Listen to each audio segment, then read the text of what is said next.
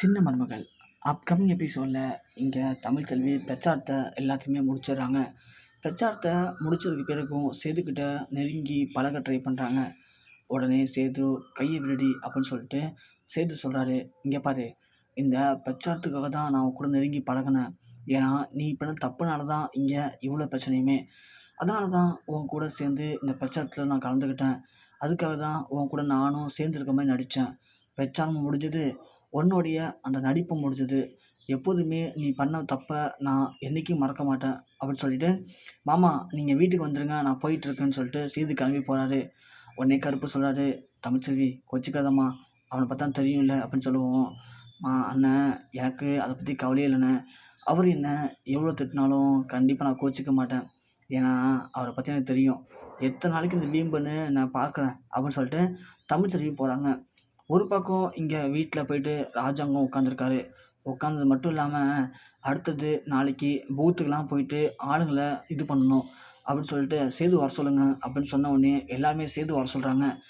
சேது வர சொன்ன உடனே இங்கே தமிழுக்கு, மலருக்கு, அப்புறம் அப்பத்தாவுக்கு, கோமதிக்குன்னு சொல்லி எல்லாருமே சந்தோஷப்படுறாங்க. சேதுவும் அப்படியே ஓடி வராரு. அதை பார்த்த ஈஸ்வரிக்கு வயிறுலாம் எரியுது. என்ன இப்படி ஆயிடுச்சு?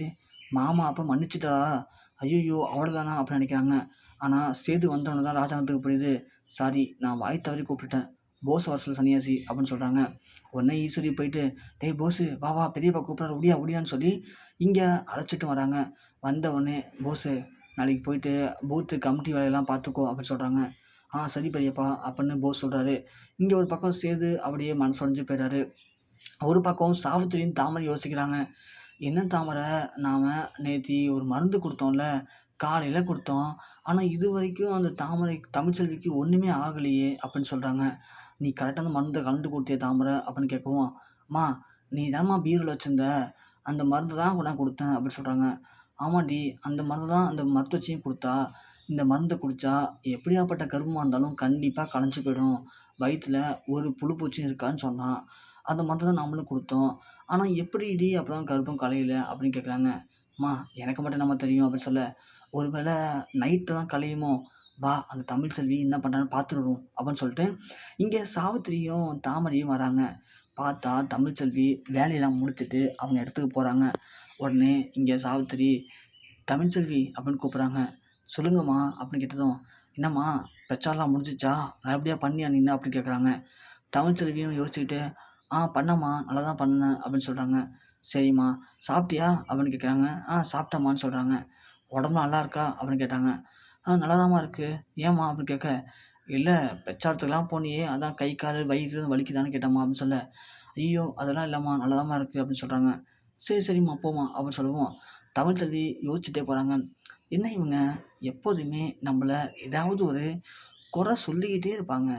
ஆனால் இப்போது நேற்று காலையிலேருந்து நம்ம மேலே ரொம்ப அக்கறையாக இருக்க மாதிரி கஷாயங்கள்லாம் கொடுக்குறாங்க, எப்படி இருக்குன்னு கேட்குறாங்க, நல்லா இருக்கேன்னு கேட்குறாங்க, சாப்பிட்டேன்னு கேட்குறாங்க. ஒன்றும் சரியில்லையே, எங்கேயோ இடிக்குதே அப்படின்னு தமிழ்ச்செல்வி யோசிச்சிட்டே போகிறாங்க. இங்கே உடனே தாமரை, என்னம்மா நீனு சரியான டுபாக்கூர் மருந்து வாங்கிட்டு வந்தியா? பாரு லாஸ்ட் வரைக்கும் நம்ம ஏமாந்து போயிட்டோம்மா, போம்மா அப்படின்னு சொல்லி இங்கே தாமரை சொல்ல, சாவித்திரி ஒன்று, அட போடி எனக்கே ஒன்றும் புரியல. ஆனால் அந்த மருத்துவச்சி சொன்னாடி, கர்ப்பமாக இருந்தால் கண்டிப்பாக அந்த மருந்து அவங்க கர்ப்பத்தை கலைச்சிடும்னு சொன்னான். ஒருவேளை கர்ப்பமாக இல்லாமல் இருந்தா அப்படின்னு சொல்கிறாங்க. தாமரை உடனே, என்னம்மா சொல்கிற அப்படின்னு கேட்க, ஆமாம் தாமரை, எனக்கே இப்போது சந்தேகமாக இருக்குது. ஏன்னா இவ ஆத்தாக்காயின்னு தான் சொன்னான், கர்ப்பமாக இருக்கும் கர்ப்பமாக இருக்கும்னு சொல்லிட்டு. மற்றபடி நாம் எந்த மருத்துவச்சியும் வர வச்சு பார்க்கல. எனக்கு என்னமோ இவளை இந்த வீட்டுக்கு அனுப்புறதுக்கு இவ ஆத்தாக்காரி தான் ஏதாவது பிளான் பண்ணியிருப்பாளுன்னு டவுட்டாக இருக்குடி எனக்கு அப்படின்னு இங்கே சாவித்திரி சொல்ல, தாமரைக்கும் அதே சந்தேகம் எழுது. அம்மா நீ சொல்கிற மாதிரி உண்மையிலேயே இவ கர்ப்பமாக இருந்தால் கண்டிப்பாக கர்ப்பம் கலைஞ்சிருக்கணும். இல்லை அப்படின்னா ஒன்றும் ஆகாதல்லம்மா, எனக்கும் அதே சந்தேகம் இருக்குமா அப்படின்னு இங்கே தாமரை சொல்ல, சாவித்திரி ஒன்று யோசிக்கிறாங்க. சரி தாமரை, நாளைக்கு ஒரு மருத்துவச்சி வர வைப்போம். வர வச்சு இவரை சோதிச்சு பார்த்தா கண்டிப்பாக கண்டுபிடிச்சிடலாண்டி. அப்போ தெரிஞ்சிடும் நாம் கொடுத்த மருந்து வேலை செஞ்சுதா வேலை செய்யலையான்னு சொல்லிட்டு அப்படின்னு சொல்லவும், இங்கே அப்போ தான் புரியுது. சரிம்மான்னு சொல்லிட்டு திரும்புகிறாங்க. திரும்பும்போது பார்த்தா அப்போ தான் நிற்கிறாங்க. அப்படியே தூக்கி வாரி போடுது இங்கே சாவித்திரிக்கு. "என்னடி? என்ன பேசிட்டு இருக்கீங்க 2 பேரும் இங்க இருந்துகிட்டு?" அப்படின்னு சொல்ல, "ஐயோ! இல்லம்மா, இல்லம்மான்னு" சொல்றாங்க சாவித்திரி. தாமரை ஒண்ணு, "இல்ல ஆபத்தா, இல்ல ஆபத்தான்னு" பேச, "சொல்லுங்கடி, என்ன பிளான் பண்ணிட்டு இருக்கீங்க 2 பேரும் நின்னுட்டு?" கேட்குறாங்க. உடனே சாவித்திரி சொல்றாங்க, "இல்ல ஆபத்தா, இல்லம்மா, இது மாரி நம்ம தமிழ்ச்செல்வி நம்ம குடும்பத்து வாரிசு சுமந்துட்டு இருக்கா. பாவம் அவளும் ரொம்ப கஷ்டப்படுறா. பாருங்களேன், இன்னைக்கு போயிட்டு நம்மளால பண்ண முடியாத விஷயத்த அவ பண்ணிட்டு வரா. ஆனா, அவ வயித்துல நம்ம வீட்டு வாரிசு வளருது. அது எப்படி வளருது? என்ன? ஒண்ணுமே புரியலையா? அதுதாம்மா மருத்துவச்சி நாளைக்கு வர வச்சு சோதிச்சு பார்க்கலாமான்னு பேசிட்டு இருந்தோம்மா தாமரைட்ட" அப்படின்னு சொல்லவும், "அப்படியா பேசிட்டு இருந்த நீனு?" அப்படின்னு கேட்குறாங்க அப்பத்தா. "ஆமாம்மா, ஏம்மா?" அப்படின்னு சொல்லவும், "சரி, சரி. நான் கூட ஏதோ என்னமோ நெனச்சுட்டேன். நல்லது நெனச்சா நல்லது தாண்டி" அப்படின்னு சொல்றாங்க. "சரிம்மா, காலைல மத்துச்சிய வர சொல்லவா?" அப்படின்னு இங்க சாவித்திரி கேட்க, "சரி, சரி வர சொல்லுடி. பாவம் அந்த பொண்ணு. என்னதான் தப்பு பண்ணியிருந்தாலும் அவ வயித்துல இந்த வீட்டு வாரிசு வளருது. என் பேராண்டியோடைய வாரிசு அது. அத நம்மளாச்சும் பார்த்துக்கணும்ல. என்னைக்கு இந்த ராஜாங்கத்துக்கு கோவம் குறைய போதோ, என்னைக்கு ஏத்துக்க போறானோ. சரி போய் படுங்க போங்க. நாளைக்கு காலையிலேயே அந்த மருத்துவச்சி வர சொல்லு" அப்படின்னு சொல்றாங்க அப்பத்தா. "சரிம்மா, சரிம்மான்னு" சொல்லிட்டு சாவித்திரி போறாங்க. போயிட்டு தாமரைட்ட சொல்றாங்க, "தாமரை, அந்த மருத்துவச்சி நாளைக்கு காலையிலேயே வர சொல்லுடி. வந்த உடனே அவள சோதிச்சு பார்ப்போம். அப்ப தெரிஞ்சிரும்ல, உண்மையாலுமே அவ கர்ப்பமா இருக்காளா இல்லையாங்கிறது. அப்புறம் முடிவு பண்ணுவோம். அவள இந்த வீட்ல வச்சுக்கலாமா வேணாமான்னு சொல்லிட்டு" அப்படிங்க. தாமரை உடனே, "ஆ சரிம்மா" அப்படின்னு சொல்றாங்க. அதே மாரி காலையிலேயே மருத்துவச்சிய வர வச்சுர்றாங்க. மருத்துவச்சியும் வந்து தாமரைய கேட்குறாங்க, "யாரும்மா சோதிச்சு பார்க்கணும்?" அப்படின்னு கேட்கும்போது, "அந்த இருக்காளே இந்த வேலைக்காரி, அவள தான் நீ சோதிக்க போற. 1க்கு 2 வாட்டி நல்லா சோதிச்சு பாரு. எங்களுக்கு என்னமோ அவ கர்ப்பமா இல்லாத மாரி தான் தெரியுது. ஆனா அவ கர்ப்பம்ன்னு சொல்லி இங்க ஊர ஏமாத்திட்டு இருக்கா. எதா இருந்தாலும் இன்னைக்கு ஒரு முடிவு சொல்லிட்டு போற நீ" அப்படின்னு சொல்லவும், "சரிம்மா, சரிம்மான்னு" சொல்லிட்டு வர சொல்றாங்க. அப்பதான் உட்காந்துருக்காங்க. மருத்துவச்சி வந்து சோதிச்சு பார்க்குறாங்க. சோதிச்சு பார்க்கும்போது தெரியுது, இது மாரி கர்ப்பமாலாம் இல்ல. அது மட்டும் இல்லாம இவங்க ஏதோ ஒரு மருந்து சாப்பிட்டுருக்காங்க. அதனால இவங்களுடைய கர்ப்பப்பை ஃபுல்லா ரொம்ப புண்ணா இருக்கு அப்படின்னு இங்க மருத்துவச்சி சொன்ன உடனே சாவித்திரி, தாமரை, அப்பத்தா, அப்புறம் தமிழ்ச்செல்வி எல்லாருக்குமே செம்ம ஷாக்கே ஆகுது. அப்போ "உண்மையா தமிழ்ச்செல்வி கர்ப்பமா இல்லையான்னு?" கேட்குறாங்க அப்பத்தா. "இல்லையேம்மா, இந்த பொண்ணு கர்ப்பமாலாம் இல்லையே" அப்படின்னு சொன்ன உடனே தமிழ்ச்செல்விய பார்க்குறாங்க. சாவித்திரி சொல்றாங்க, "அம்மா நெனச்சேம்மா. எனக்கு அப்பயே சந்தேகமா இருந்துச்சு. இவ பண்றதெல்லாம் பார்க்கும்போது இவ கர்ப்பமா இருக்க மாரி தெரியலையேன்னு சொல்லி எனக்கு அப்பவே சந்தேகமா இருந்துச்சு. அதனால தான் இன்னைக்கு மருத்துவமனைக்கு வர வச்சேன். பார்த்தீங்களா, எம்புட்டு பெரிய நாடகம் போட்டுருக்கான்ட்டு இவ" அப்படின்னு சொல்றாங்க. "என்னடி இப்படிலாம் சொல்ற?" அப்படிங்கவும், இங்க தமிழ்ச்செல்விக்கு ஒண்ணும் புரியல. "ஏய் தமிழ்ச்செல்வி, என்னடி இதெல்லாம்? கர்ப்பமா இருக்குன்னு சொன்னியேடி நீன்னு" கேட்க, "ஆமா அப்பத்தா, அப்படிதான் எங்க அம்மாவும் சொன்னாங்க.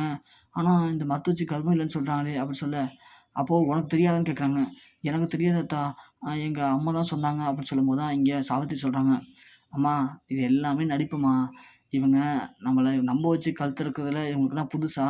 இவங்கள பொறுத்தவரைக்கும் நம்மள நம்ப வச்சு கழுத்த அறுத்துக்கிட்டே இருக்கணும். அதனால அறுத்துக்கிட்டே இருக்காளுங்க" அப்படின்னு சொல்லவும், இங்க அப்பத்தாவும் செம்ம கடுப்பாயிடுறாங்க. உடனே சாவித்திரி போயிட்டு ராஜாங்கம், சேதுன்னு எல்லார்ட்டயும் சொல்றாங்க, "இந்த மாரி தமிழ்ச்செல்வி கர்ப்பமாவே இல்ல. நம்மள நல்லாவே ஏமாத்திருக்கா. கழுத்த அறுத்துருக்கா" அப்படின்னு சொல்லவும், இங்க சேதுக்கும் செம்ம கடுப்பாவுது. ராஜாங்கம் கடுப்பாகுறாரு. ராஜாங்கம் சொல்றாரு, "இது ஒண்ணும் புதுசு இல்லையேம்மா. எப்ப பார்த்தாலும் ஏதாவது ஒரு பொய்ய சொல்லி நம்மள கழுத்த அறுக்கிறது வழக்கம் தானே" அப்படிங்கிற மாரி ராஜாங்கம் பேசுறாங்க. தமிழ்ச்செல்வி உடனே அழுகுறாங்க. "ஐயோ! மாமா, அப்படிலாம் இல்ல மாமா. எங்க அம்மா தான் சொன்னாங்க" அப்படிங்கும்போது, "போதும்மா நிப்பாட்டு நீனு" அப்படின்றாங்க. உடனே தமிழ்ச்செல்வியால அங்க இருக்கவே முடியல. எல்லாருமே தமிழ்ச்செல்விய கண்டபடி பேசுறாங்க.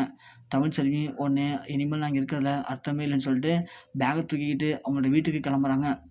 கிளம்புன உடனே இங்க சாவித்திரி முடிவு பண்றாங்க உடனே, "அண்ணே, அந்த ஏமாத்துக்காரி தான் இருக்க இருக்க நம்மள ஏமாத்தி கழுத்த அறுத்துட்டா. இப்பயாச்சும் நீ மனசு மாறி தாமரைய சேதுக்கு கல்யாணம் பண்ணி வைக்க ஒத்துக்கண்ணே. அப்படி கல்யாணம் பண்ணி வச்சு ஒத்துக்கிட்டனா, கண்டிப்பா சேதுக்கும் தாமரைக்காச்சும் கல்யாணம் பண்ணி வைக்கலாம்" அப்படின்னு சொல்ல, உடனே இந்த பக்கம் ராஜாங்கம், "சரி உன் முடிவே நடக்கட்டும்.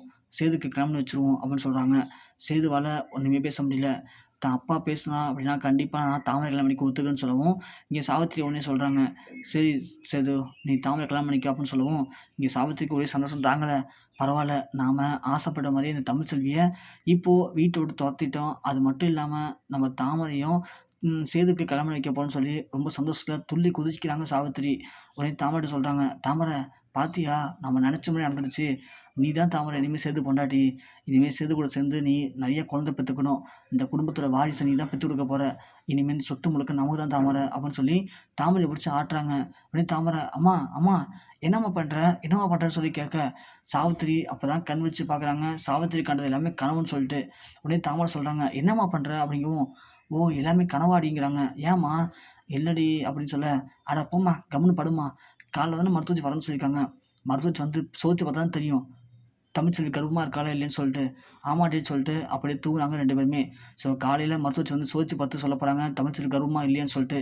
அதுக்கப்புறம் தான் தமிழ்ச்செல்வி அந்த வீட்ல தொடர்ந்து இருக்க முடியுமா? இல்ல சாவித்திரி கனவு கண்ட மாரியே தமிழ்ச்செல்விய வீட்ட விட்டு தொரத்தி விட்டுட்டு தாமரைய செதுக்கு கல்யாணம் பண்ணி வைப்பாங்களா? அப்படிங்கிறத கண்டிப்பா பொறுத்திருந்து பார்க்கலாம்.